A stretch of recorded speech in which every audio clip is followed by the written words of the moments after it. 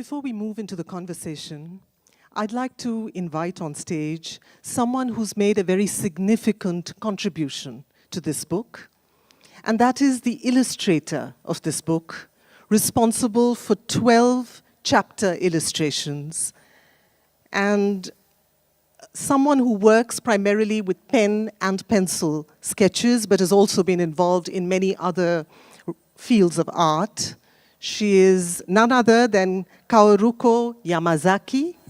And to call her an illustrator is perhaps not entirely fair, because these sketches are not illustrations of the text as much as they are responses to it.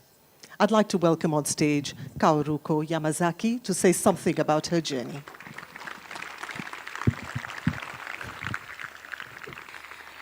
Thank you very much for your kind introduction, Arundhati. And okay. Yes. So before I move on to my main presentation tonight, I want to express my deepest gratitude to Sadhguru for this beautiful opportunity to rekindle my passion for art and explore a forgotten and hidden aspect of myself, and to share my work alongside your poetic masterpieces. So thank you so much. So how my journey started with this book was that in 2020, in the beginning of 2020, a dear friend of mine has encouraged me to restart my my drawing and art as a hobby. So I used to draw as a child, but it was a long forgotten hobby of mine. And around the same time, I happened to share a portrait of Anandamaima, an Indian saint that I've drawn 8 years ago with Sadhguru. This is one of a very rare piece that I've done as an adult. I haven't really drawn so much after I started my academic and financial career. So, and he liked it, and he wanted to actually, he suggested that I would do a portrait of Bijima. So I'm not sure whether it's on the screen. But yes, so I've, that time it was a lockdown in the ashram. I only had pen and pencil, so that was the only medium. And this is what I produced, yes. And initially it was daunting because I haven't drawn in 8 years, and I haven't really drawn or painted in almost 20 years, and I'm very much self-taught.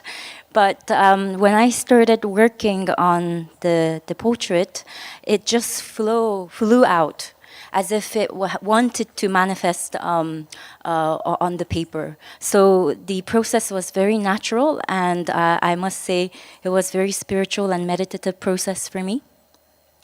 And I must say I learned a lot about myself through this experience of creating this art. So I do recommend art as a meditative practice. I think one is able to explore a part of ourselves that's hidden from the mundane consciousness.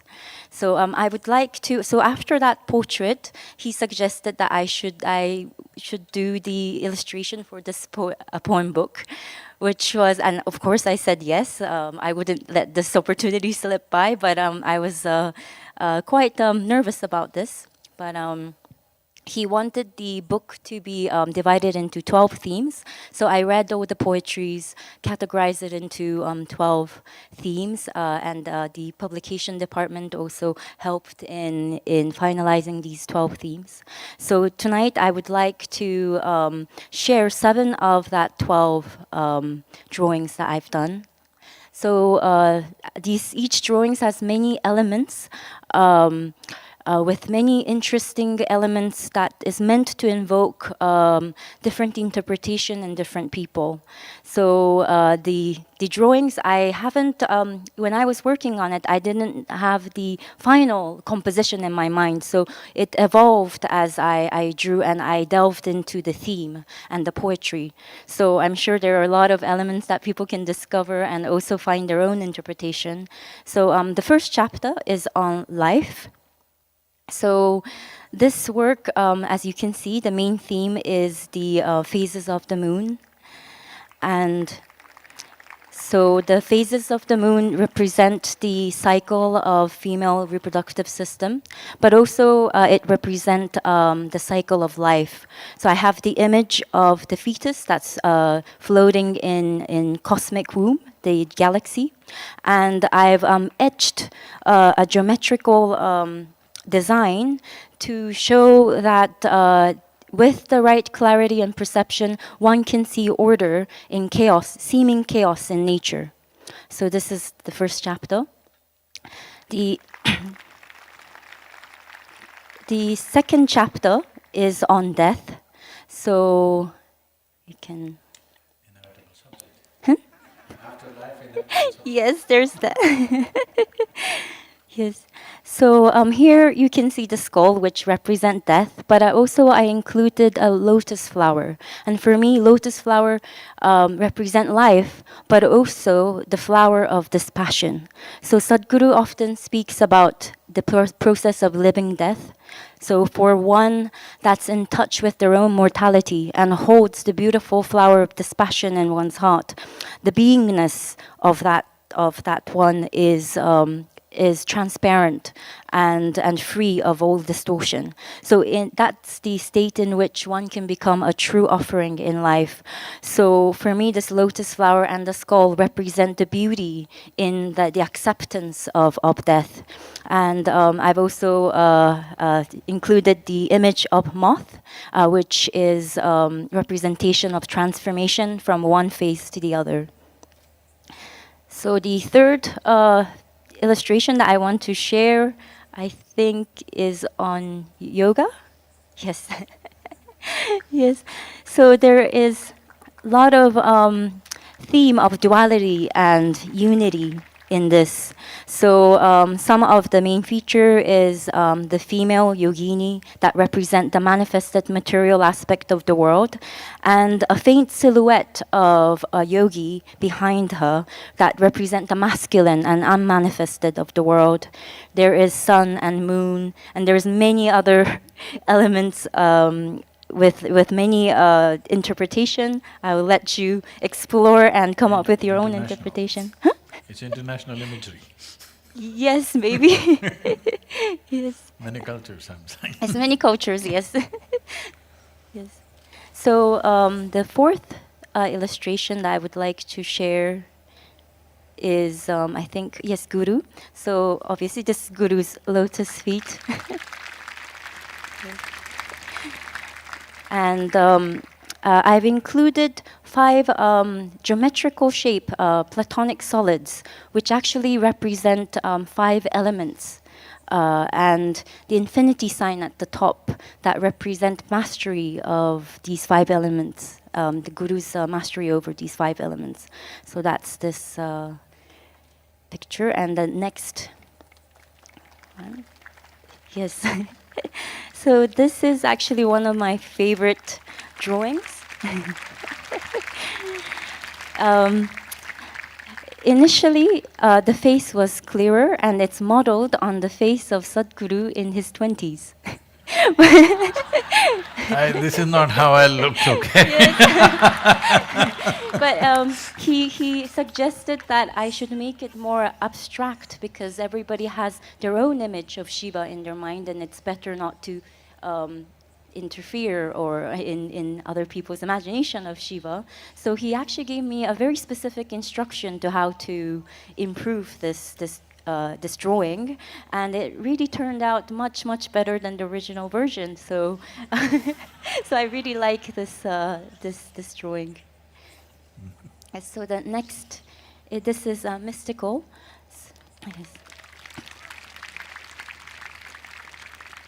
So I love being in the Naga shrine, the snake shrine in the ashram. I always sit there. But for me, that shrine and snake represent the mystical realm. And I've included the symbol of 7 chakras to represent transcendence into these mystical realms. So that's what I included here. So the last piece that I would like to share tonight is on the chapter on toil, human toil, and this is my most favorite chapter in the poetry book, and the most difficult. I really struggled to come up with the symbolism, but in the end I came up with the image of a man carrying a weight, climbing up the mount of skull and bones.